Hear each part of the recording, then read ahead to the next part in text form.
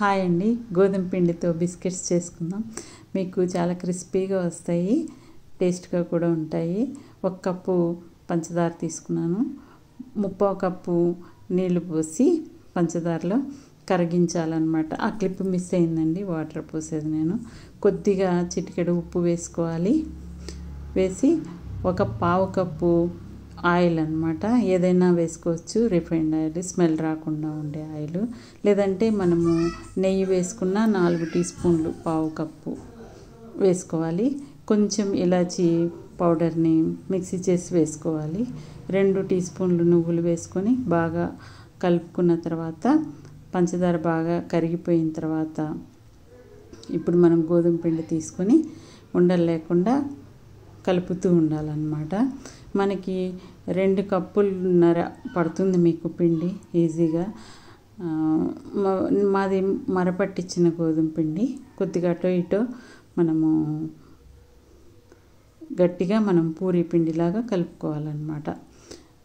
పల్చగా ఉంటే మీకు సరిగ్గా బిస్కెట్స్ క్రిస్పీగా రావాలంటే కొంచెము పూరీ పిండిలా కలుపుకుంటేనే మీకు మనం కట్ చేసుకోవడానికి అదిను ఈజీగా ఉంటుందన్నమాట. ఇలా రౌండ్ చేసి కొంచెం త్రికోణం లాగా చేసి ఇట్లా కట్ చేశాను నేను.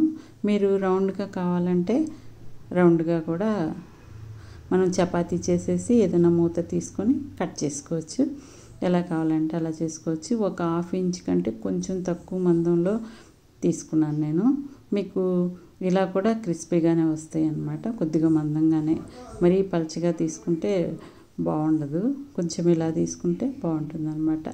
ఆయిల్ వేడైన తర్వాత స్టవ్ మీద ఆయిల్ పెట్టుకొని ముందే లైట్గా వేడి చేసుకోవాలి. మరీ హైలో పెట్టుకోకూడదు, మీడియంలో పెట్టుకొని జాగ్రత్తగా వేయించుకోవాలన్నమాట. ఎందుకంటే లోపల పచ్చి ఉండి పైన ఇదైపోతే బాగుండదు కదా ఎర్రగా. అందుకోసం అని చెప్పి సిమ్లో పెట్టి మనము వేయించుకుంటే చాలా బాగా వస్తాయి మీకు.